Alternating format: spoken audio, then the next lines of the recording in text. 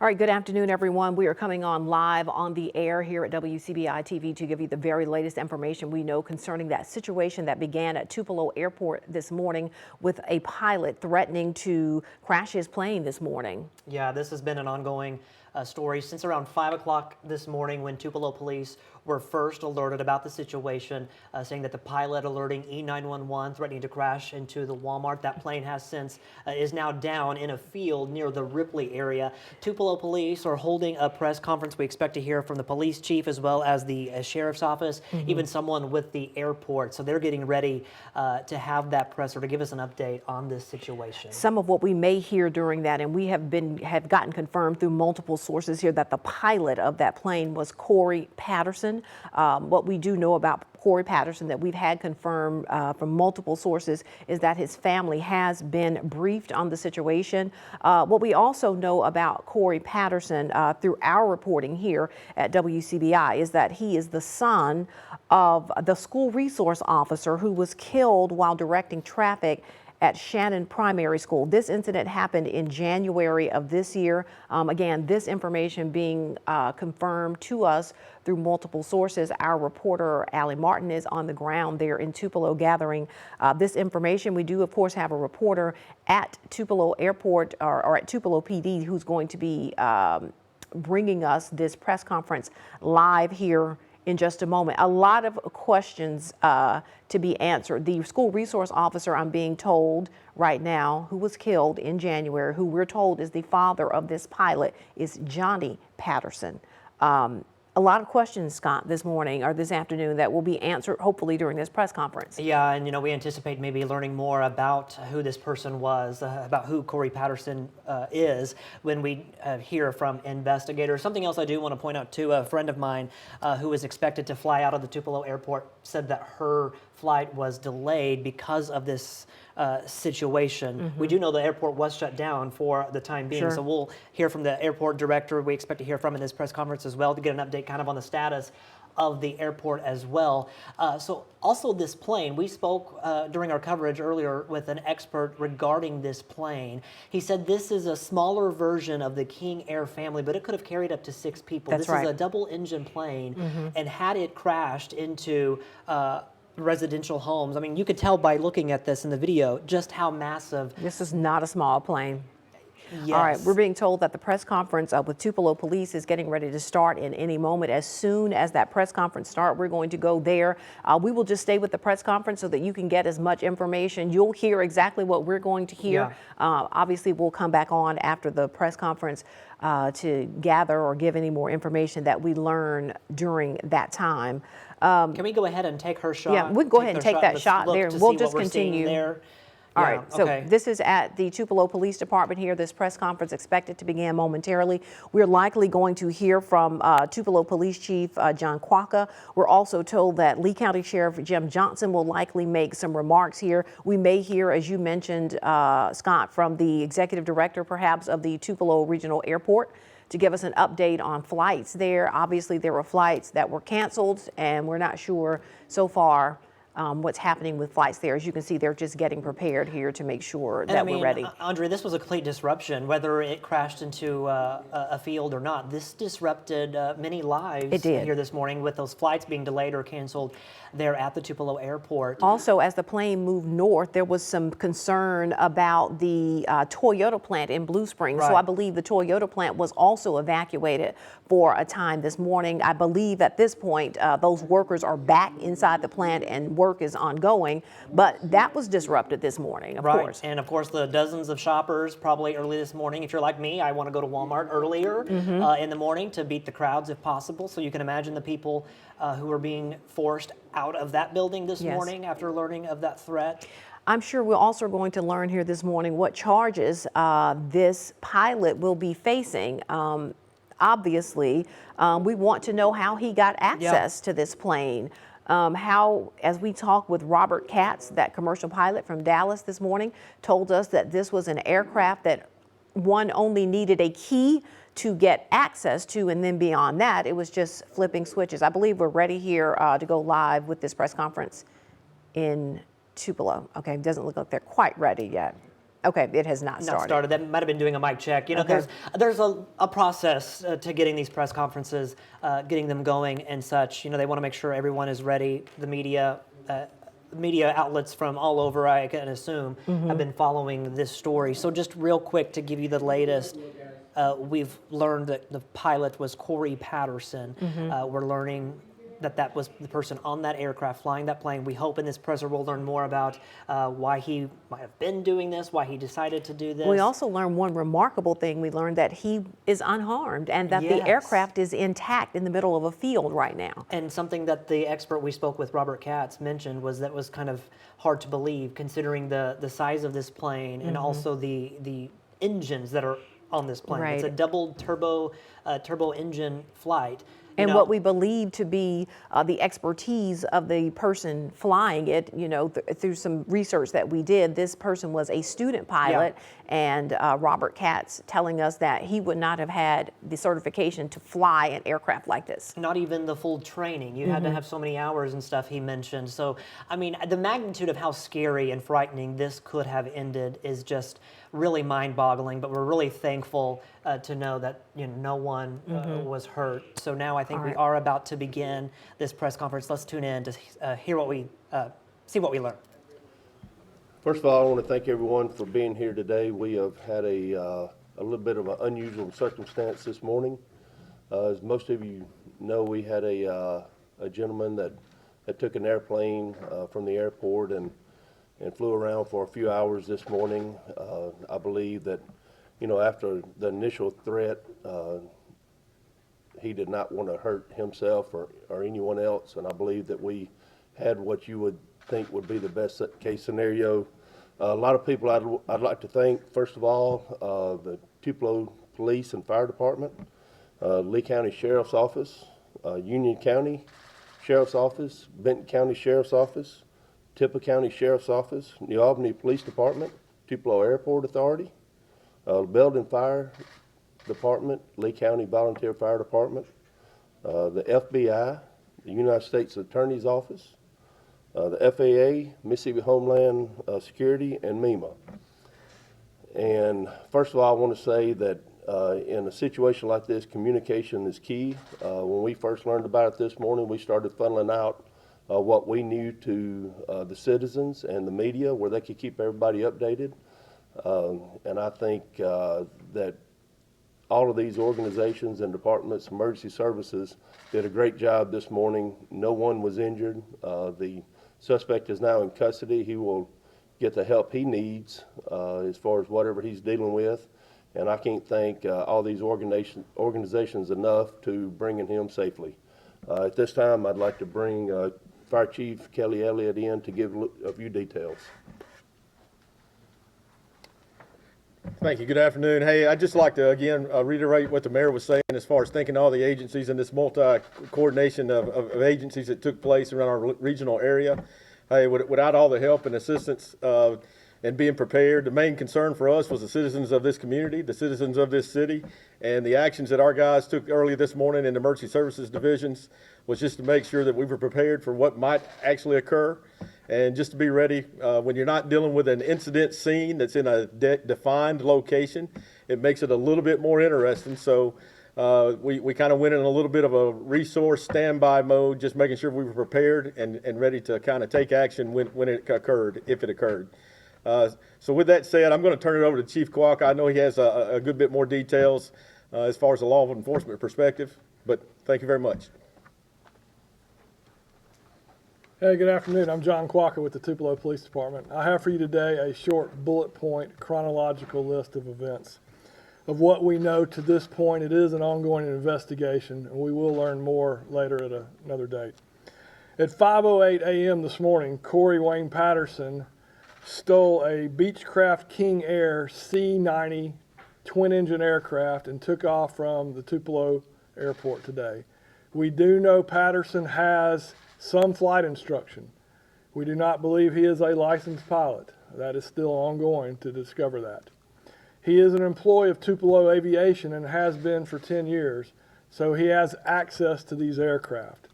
He is a lineman for Tupelo Aviation, which means he fuels the aircraft. We do know that that aircraft was fully fueled the night before. At approximately 5:23 a.m., Patterson from the aircraft calls Lee County 911 to tell them that he is going to crash this aircraft into the West Main Walmart in Tupelo, Mississippi. Soon thereafter, Tupelo Police Department and Fire Department evacuated West Main Walmart in Tupelo and all the surrounding areas. We were assisted by Lee County SO. Numerous major streets in Tupelo were shut down to help save lives during this critical incident. Negotiators from Tupelo Police Department made contact with the pilot and were able to convince him to not carry out this deed and to land the aircraft at Tupelo Airport. The pilot did not have experience to land an aircraft. A private pilot assisted us in helping this pilot complete this. However, it was not completed. Upon final approach, the pilot aborted the landing and traveled in a northwest direction away from Tupelo toward Union, Tippah, and Benton County. At this time, we contacted all of those counties and their sheriffs to notify them of this incident going on. At approximately 9:32, the pilot posted on Facebook a message, and in essence it said goodbye. At this time, we know he was getting close to running out of fuel. At 10:08 a.m., FAA lost radar contact with the aircraft. At 10:12 a.m., our negotiator reestablished contact with the pilot. The pilot confirmed he had landed in a field and he was uninjured. We have since learned that he landed near the Gravestown Fire Department on Highway 4 West in between Ashland and Ripley. Soon thereafter, the pilot was taken into custody and is in custody currently. He is being charged with grand larceny and making terroristic threats. We do anticipate that the federal government will proceed with federal charges in the very near future. That is the end of our bullet point outline. Does anyone have any questions? Yes. So my big question is how much flight experience did this man have? That is undetermined at this time. We do know he has had flight instruction. We do know that. And during the incident, did he have contact with family? Yes, he did have contact with family. How much contact and how much can? I don't know how much contact at this time, but we do know he was in contact at some point with family members. So my biggest question, what was his motive? That is going to take some time to determine. Those are always the last thing we learn in an investigation, so that will take several days. We will run down the motivation. We will pursue any angle and avenue that there is, and we will work in conjunction with the FBI to do so. Have you been in contact with the family of this guy? Yes, I have. What are they saying? Well, they're very concerned about the well-being of their family member, like any of us would be. Yeah. And will he be brought back here? He is currently en route here as we speak. Yes, to face our charges. How close did he get to, I know you said a plan was in place to try and get him on the ground and then he aborted it. Just how close did he actually get to landing at the Tupelo airport? So he made an approach coming out of the north. He had lined up his aircraft, and we guesstimate he was probably 100 feet off the runway before he pulled up. Do you have any idea of why he abandoned that plan? Or? Not at this time. Hopefully we will learn those in the coming days of this investigation. Is there any damage to the aircraft? Oh, absolutely, there's damage, but believe it or not, the aircraft is intact. Did he run out of fuel or getting close to that when he landed? We have reason to believe that he was very close to running out of fuel, and that's according to experts, pilots. Was there anyone in the tower when he took off this morning? So that tower is manned from 6 a.m. to 10 p.m., so no, there was no one in the tower. Yes. How did he gain access to the plane? So he is an employee of Tupelo Aviation that is located at the airport. So he has access to aircraft. That's his job. So you wouldn't describe this as a major security breach, but just somebody who took advantage of the privileges that they had? That's right. This is more likely a crime of opportunity. Yes. Okay. Thank you very much. The car that was Could towed, everyone was just that say his? their name and spell them? That would be helpful. Everyone would just say the name and spell it again. Everyone that's talking. Oh, all of us? Well, just everyone that's talking, if they could just Yeah. say their name and titles. Yeah. So I'm John Quaka, Quaka, Chief of Police, Tupelo, Mississippi. Kelly Elliott, Kellyelliott, Fire Chief, Tupelo, Mississippi. Todd Jordan, Mayor of Tupelo. Common spelling. Common spelling, that's right. Again, I want to say, go ahead, Kevin. One more. Adam's question. The white Jetta that was towed, was that his? Yes. I will say that his family was here at the PD and was in communication as much as they could. I spoke to them. They were very concerned before, but very thankful that, you know, no harm was done to their son and their brother. So we, like I said, I think this is probably the best case scenario. You know, when I get a phone call at 6 o'clock in the morning from the police and fire chief, it's never a good thing. And of the 1,000 scenarios that I could have thought of, this was not one of them that would happen here. But, you know, just did a great job of the, you know, everybody involved of bringing this to a resolution. Thank you, everybody, for Did he coming. go into custody without incident? I believe so, yes.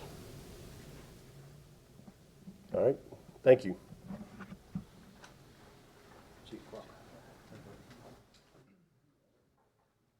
Conference held by the Tupelo Police Department, updating us on the situation involving the plane this morning that the pilot, Corey Patterson, who they have officially identified as the person flying that plane, threatening to crash into the Walmart on West Main this morning in Tupelo, also threatening residential neighborhoods. One of the most compelling things I heard said this morning as the police chief went through the chronology of what happened is that at some point negotiators made contact with Corey Patterson and convinced him to land the plane. At that point, he informed them that he did not know how to land the plane.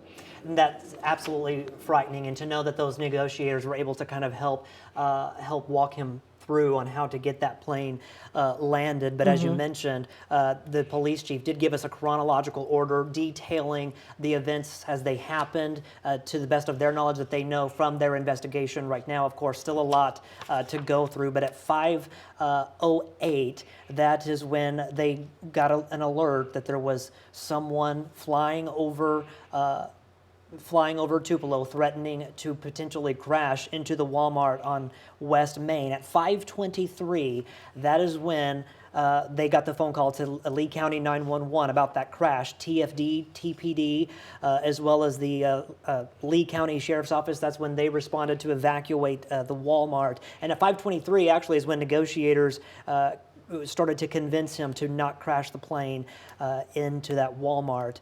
At 9:32, the chief said that's when he made a post on Facebook that has been circulating social media that we've seen this morning. At 10:08, that's when the FAA lost contact with him.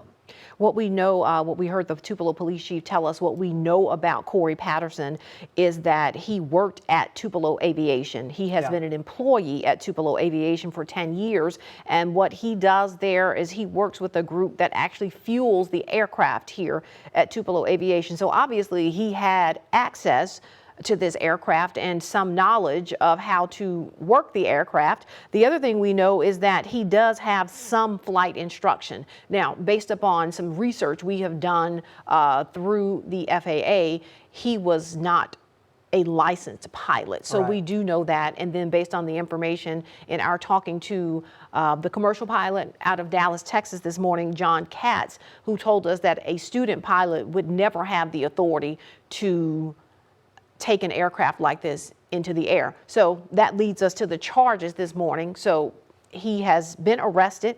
He is charged, the Tupelo police chief tells us, with grand larceny, also making terrorist threats, which I assume would be making those threats against Walmart. Yeah, and the chief also mentioning that he will likely face federal charges. I mean, when you take a plane you become under the federal guidelines umbrella. Yes. A lot more at stake here. So he will likely face, as we heard the police chief mention, federal charges, so even more. As far as a motive, police said just then they did not have a motive as to why he might have been doing this, why he went into the air.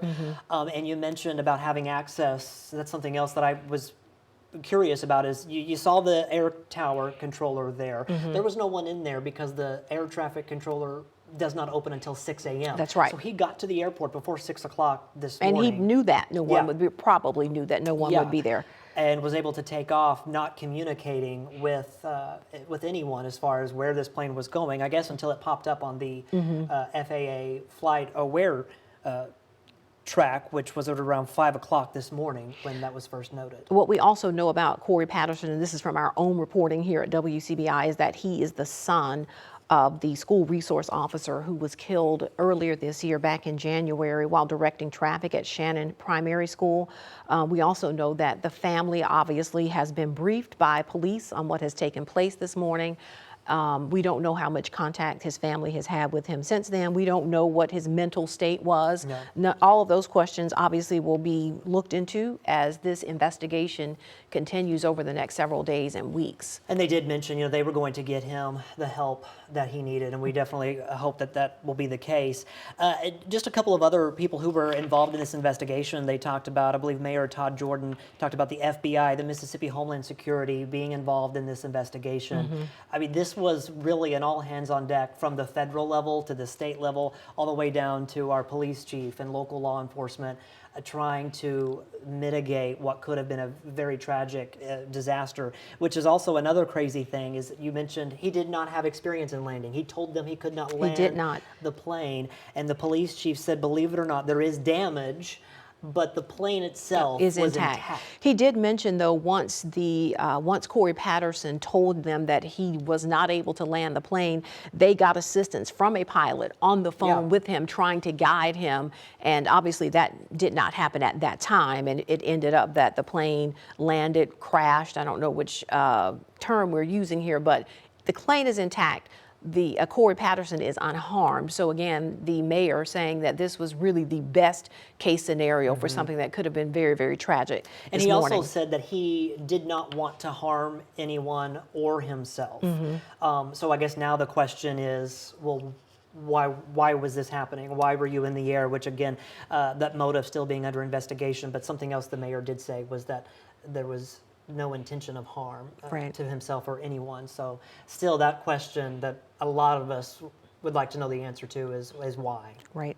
Coming up later on WCBI News at 6, 9, and 10, we obviously have reporters that are out still following this story. We have reporters that have talked to people who were affected this morning, people that were in those businesses, people that were in neighborhoods where we saw this plane flying low. Our Allie Martin told us during a live report earlier this morning, this was the most tracked aircraft in the entire world during this about 3 or 4 hour period this morning, which is how we got in contact with the pilot out of Dallas, Texas, because he started tracking it as well. Yeah, so all eyes have been on the skies of North Mississippi, watching this come to, thankfully, a very peaceful end. Andrea mentioned we have our Allie Martin, we have our Takia Cummings out there as well. I know she mentioned this morning that folks were dropping their groceries in the parking lot because they were being evacuated, which Tupelo Police, Fire, as well as the Sheriff's Office, helping get those folks to safety and getting them away from potentially a harmful situation. So we're glad that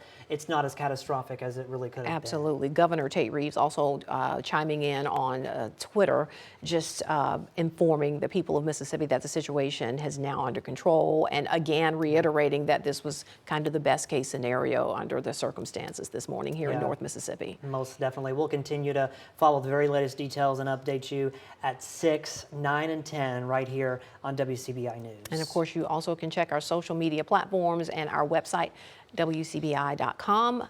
Until then, we will return you to your regularly scheduled programming.